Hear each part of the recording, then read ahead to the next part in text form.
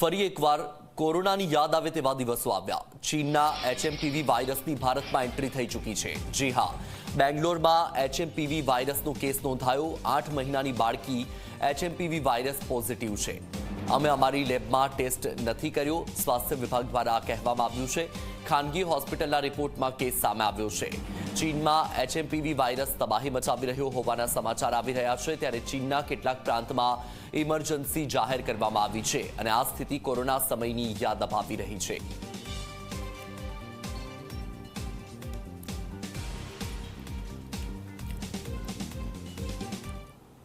ચીનના HMPV virus મામલે કેન્દ્ર અને રાજ્ય સરકાર સતર્ક છે।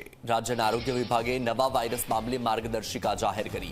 શું કરવું અને શું ન કરવું તેની માર્ગદર્શિકા જાહેર કરવામાં આવી છે। લક્ષણો જણાય તો ડોક્ટરનો સંપર્ક કરવા માટે અપીલ કરવામાં આવી છે। રાજ્યમાં એક પણ કેસ ન નોંધાયાનો દાવો કરવામાં આવ્યો છે। વધુ માહિતી સાથે સંવાદદાતા હિતલ પારેખ આપણી સાથે લાઈવ જોડાઈ ચૂક્યા છે। હિતલ, ચીનમાં જ એક તરફ એચએમપીવી વાયરસ કહેર મચાવી રહ્યો છે, ત્યારે ભારતમાં તો બેંગ્લોરમાં કેસ સામે આવી ચૂક્યો છે, પરંતુ હજુ સત્તાવાર પુષ્ટિ નથી કરવામાં આવી। તો ગુજરાતમાં પણ માર્ગદર્શિકા જાહેર કરી દેવામાં આવી છે। શું માહિતી છે એ દિશામાં? ગુજરાતમાં એક પણ કેસ ન હોવાનો પણ દાવો કરાઈ રહ્યો છે।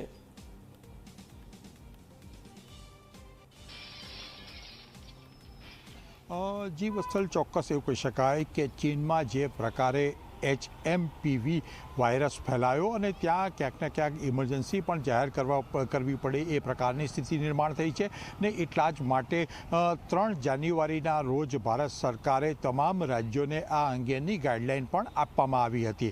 સ્વાભાવિક છે કે કેન્દ્ર સરકારની ગાઈડલાઈનના આધારે ગુજરાતે પણ આ ગાઈડલાઈન જાહેર કરી દીધી છે અને ક્યાંક ને ક્યાંક જોવા જઈએ તો એચએમપીવી વાયરસ છે એ શ્વસન વાયરસની જેવો જ વાયરસ હોવાનો દાવો રાજ્યના આરોગ્ય વિભાગ દ્વારા કરવામાં આવ્યો છે અને રાજ્યના આરોગ્ય વિભાગ દ્વારા દાવો કરવામાં આવ્યો છે ગત 2023માં શ્વસન વાયરસના જે કેસો હતા એ પ્રમાણમાં આ ડિસેમ્બર 2024માં એ પ્રકારે કેસો ઓછા નોંધાયા છે। એટલે હાલના તબક્કે ગુજરાતમાં ચિંતા જેવો કોઈ વિષય નથી એ પ્રકારનો પણ દાવો કરાયો છે। ચોક્કસ રાજ્ય સરકાર સાવચેતી રાખવા માટે રાજ્ય સરકારે અપીલ કરી છે। ક્યાંક ને ક્યાંક જે પ્રકારે શ્વસન વાયરસના લક્ષણો છે એ જ પ્રકારે જે એચએમપીવી વાયરસ છે એના પણ લક્ષણો જોવા મળે છે। ઉધરસ થવી, શરદી થવી અને ખાંસી થવી, આ તમામ વસ્તુઓ એવી છે કે જે એ વાયરસ સાથે મેળ ખાતી આવે છે અને ખાસ બીજું આ નવો જે વાયરસ છે એ વાયરસની વિશેષતા એ રીતે કહી શકાય કે નાના બાળકો અને વૃદ્ધોને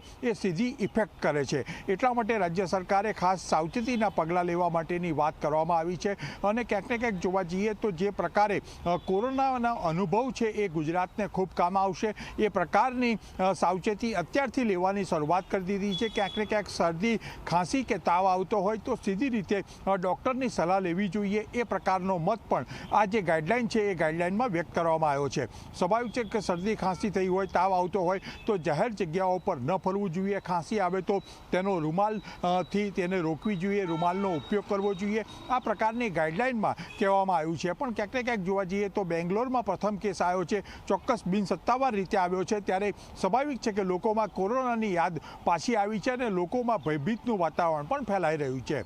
જી બિલકુલ હિતલ, માહિતી સાથે જોડાવા બદલ આપનો આભાર। તો એક તરફ એચએમપીવી વાયરસ કહેર મચાવી રહ્યો છે ચીનમાં, ત્યારે એચએમપીવી વાયરસ મામલે કેન્દ્ર અને રાજ્ય સરકાર પણ સતર્ક છે, એક્શન મોડમાં આવ્યા છે અને આરોગ્ય વિભાગે નવા વાયરસ મામલે માર્ગદર્શિકા પણ જાહેર કરી દીધી છે। એક તરફ ભારતમાં ફરીથી કોરોનાની યાદ તાજી થઈ ગઈ છે, તો માર્ગદર્શિકા જે જાહેર કરવામાં આવી છે એમાં શું કરવું અને શું ન કરવું તે બાબતો ઉપર ભાર મૂકવામાં આવ્યો છે અને તે બાબતોને ધ્યાનમાં રાખીને આ માર્ગદર્શિકા જાહેર કરવામાં આવી છે। હાલ તો ગુજરાત રાજ્યમાં એક પણ કેસ ન નોંધાયાનો દાવો કરાઈ રહ્યો છે, પરંતુ જો લક્ષણો જણાય તો ડોક્ટરનો સંપર્ક કરવા માટેની અપીલ કરવામાં આવી રહી છે। તો હાલ ચીનમાં એક સાથે 3 વાયરસ કે જે કહેર મચાવી રહ્યા છે અને મોટાભાગે નાના બાળકોમાં આ લક્ષણો જોવા મળી રહ્યા છે, ત્યારે બેંગ્લોરમાં પણ એક કેસ નોંધાયો છે અને સ્વાસ્થ્ય વિભાગ દ્વારા કહેવામાં આવ્યું છે કે હજુ ખાનગી હોસ્પિટલમાં એ તપાસ કરવામાં આવી છે। જે નવી માર્ગદર્શિકા જાહેર કરવામાં આવી છે તેની પણ વાત કરી લઈએ તો ઉધરસ કે છીંક આવે તો મોઢું, નાક રૂમાલ કે ટીશ્યુ પેપરથી ઢાંકો। જ્યારે પણ છીંક આવે ત્યારે ટિશ્યુ પેપર કે રૂમાલથી ઢાંકો. તાવ, ઉધરસ કે છીંક આવે તો જાહેર સ્થળે જવાનું ટાળો. હાથને નિયમિત રીતે સાબુ કે પાણીથી ધોવાનું રાખો.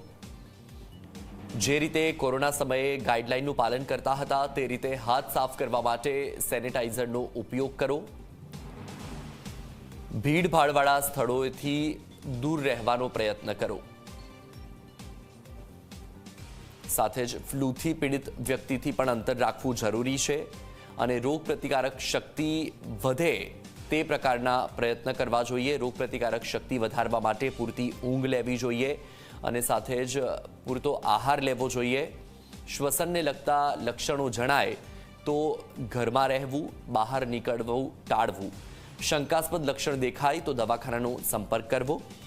તબીબનો સંપર્ક કરીને સારવાર કરાવવી. આવશ્યક ન હોય તો આંખ, કાન કે મોઢાનો સ્પર્શ ન કરવો. સાથે જ ચેપગ્રસ્ત વ્યક્તિની વસ્તુઓ અન્ય કોઈ ન વાપરે તેનું પણ ધ્યાન રાખવું.